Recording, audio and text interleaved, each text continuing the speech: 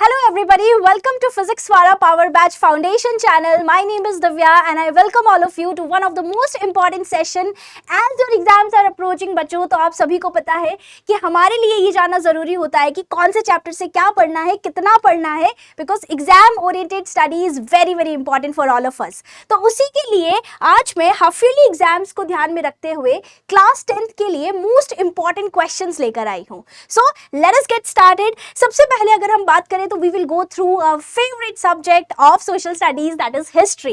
History से अगर हम बात करें तो जनरली मैं ऐसा मानती हूँ कि 3 जो स्टार्टिंग के चैप्टर्स है वो शायद आपके हाफ ईयरली में आ रहे हैं, राइट? तो उसमें से rise of nationalism in Europe, nationalism in India and making of a global world, ये 3 ऐसे मेजर चैप्टर्स हैं जो शायद आप सभी के हाफ ईयरलीज में आ रहे हैं. तो ये क्वेश्चंस कौन से क्वेश्चंस है? देखिए पूरा का पूरा जो मैंने यहाँ पर इंपॉर्टेंट क्वेश्चंस का ये फॉर्मेट बनाया है, ये आपके पीवाईक्यूज और सैंपल पेपर को ध्यान में रखते हुए कि आखिर सीबीएसई के एग्जामिनर का ध्यान कहाँ है उसको ध्यान में रखते हुए प्रिपेयर किए हैं. सो सबसे पहले अगर हम बात करें यहाँ पर rise of nationalism in Europe की, तो हमेशा से हम देखते हैं कि फ्रेडरिक सोरो की जो पेंटिंग है, इस पेंटिंग को लेकर हमेशा या तो एक्सप्लेन के फॉर्म में, एनालाइज के फॉर्म में क्वेश्चन आता ही आता है. सीबीएसई के सैंपल पेपर में इस बार उन्होंने एमसीक्यू फॉर्मेट में भी फ्रेडरिक सोरो की पेंटिंग को 1 मार्कर में दिया है. दैट मीन्स कि आप सभी लोग फ्रेडरिक सोरो की पेंटिंग का जो इंपॉर्टेंस है, क्या क्या उसके फीचर्स है, सभी लोग पढ़ के जाएं.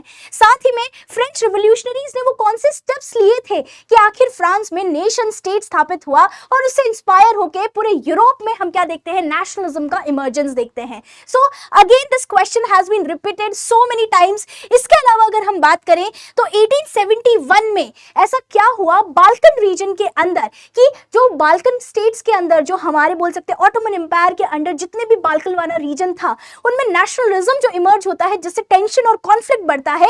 और साथ ही में जैसा कि हम जानते हैं नेशनलिज्म और इंपीरियलिज्म कैसे ट्रांसफॉर्म होता है राष्ट्रवाद से इंपीरियलिज्म की ओर, राइट? हर कोई बड़ी पावर इस बाल्कन के रीजन पर पावर जमाना चाहता था. तो ये क्या सीरियस कॉन्फ्लिक्ट था, बाल्कन वाला इश्यू भी आपको पूछा जा सकता है.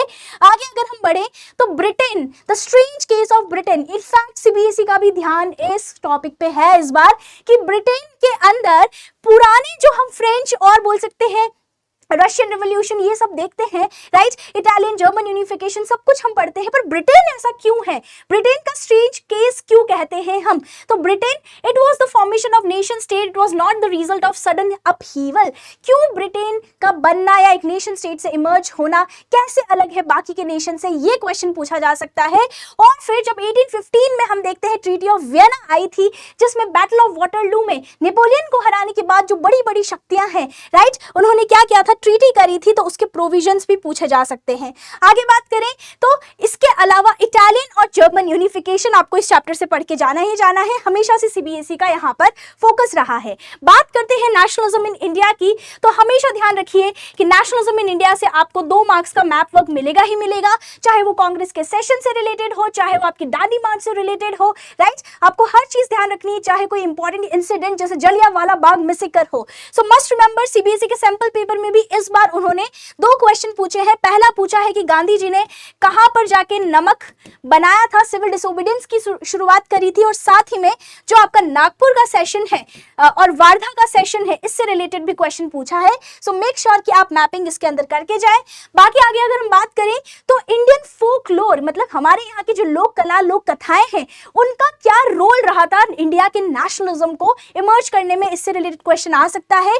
सिमिलरली अगेन सैंपल पेपर में भी यही सीबीएसई ने पूछा है कि ऐसे कौन कौन से कल्चरल प्रोसेसेस हुए हैं जिन्होंने एक इंपॉर्टेंट रोल निभाया है भारत के अंदर लोगों में राष्ट्रवाद पैदा करने का. सो वो सारे कल्चरल प्रोसेसेस जैसे रविंद्रनाथ टैगोर जी का, भारत माता जी का, राइट, भारत माता जो है, इन सबका जो रोल रहा है, बंकिम चंद्र चट्टोपाध्याय जी ने जो वंदे मातरम लिखा था, जो भी प्रोसेसेस हुए जिससे हमारे बीच में एक यूनिटी की भावना आई, वो सब कुछ लिखना है.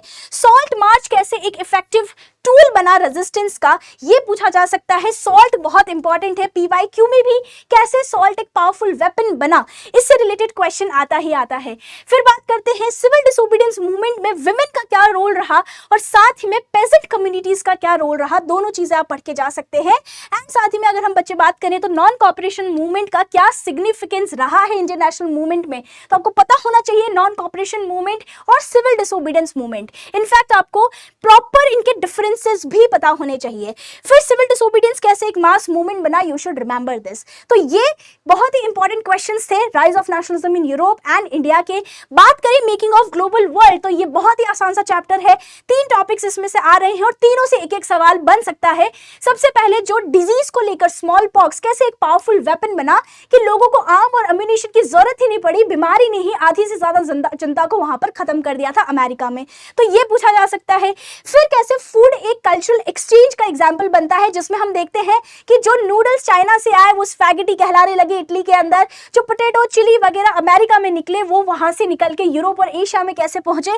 तो फूड कैसे एक लॉन्ग डिस्टेंस कल्चर का एग्जाम्पल, कल्चरल एक्सचेंज का एग्जाम्पल बनता है। We have to understand this.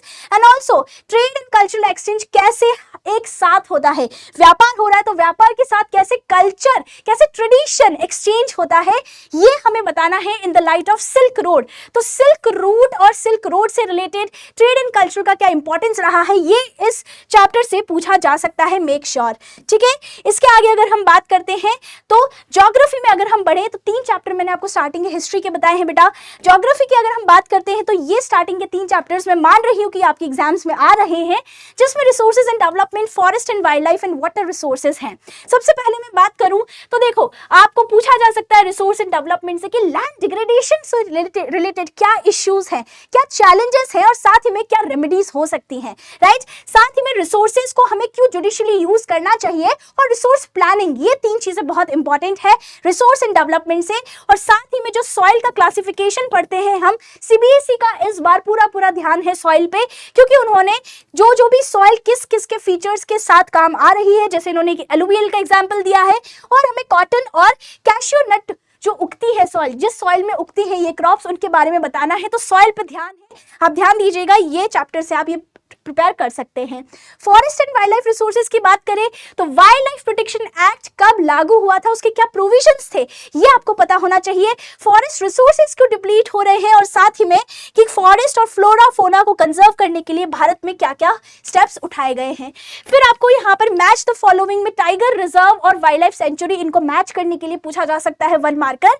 And reserve, protected and अनक्लास्ड forest आपसे पूछा जा सकता है। साथ ही में अगर ज्योग्राफी में मैपिंग की बात करें तो इसी वाटर रिसोर्सेज वाले टॉपिक से डैम्स पूछे जा सकते हैं कि कौन सी नदी पे कौन सा डैम है, जैसे महानदी पे हीराकुद है, आपको लोकेट करने को पूछ लिया जाएगा, राइट। इसके अलावा सतलुज ब्यार रिवर बेसिन पे आपका भाखड़ा नांगल डैम है, ये पूछा जा सकता है। सो मेक श्योर आप सारे डैम्स जो है वो याद करके जाए, पहले भी सीबीएसई ने क्वेश्चन पूछा है, Hirakud, Gandhi Sagar, Nagarjuna Sagar, Mettur, and you have to match the following. So water resources से ये भी एक इंपॉर्टेंट कंटेक्स्ट हो जाता है। ग्राउंड वाटर का ओवर जो एक्सप्लॉइटेशन हो रहा है और कैसे वो सस्टेनेबल डेवलपमेंट से रिलेटेड है, उससे कंटेक्स्ट के साथ हमें पूछा जा सकता है। इंडस्ट्रियलाइजेशन, अर्बनाइजेशन, उन्होंने कैसे वाटर सप्लाई को इंपैक्ट किया है आपको बताना है। नेगेटिवली, पॉजिटिवली, जो भी आपके पास पॉइंट्स हो आप बता सकते हैं। एक जो हमारा मिशन है, एक जो स्कीम है जल जीवन मिशन, उसके बारे में 1 या 2 लाइनर में पूछा जा सकता है।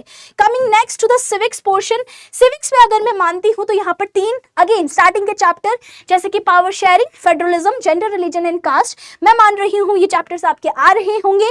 बात करें पावर शेयरिंग की तो आपको पता होना चाहिए कि बेल्जियम और श्रीलंका में पॉपुलेशन परसेंटेज क्या था, पॉपुलेशन परसेंटेज के लोग कहां पर कितना रहते थे, who were the majority, who were the minority, इससे रिलेटेड क्वेश्चन आए हैं। इसके अलावा अगर हम बात करें तो यहां पर पावर शेयरिंग से और भी क्या सवाल पूछे जाते हैं।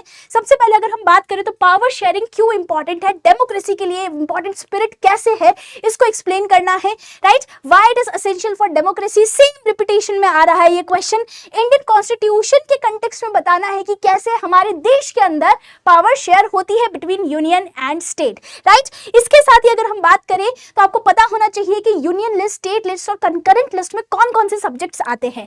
फेडरलिज्म चैप्टर से बात करते हैं तो very very important features of federalism पूछा जाता है, बहुत बार पूछा गया है।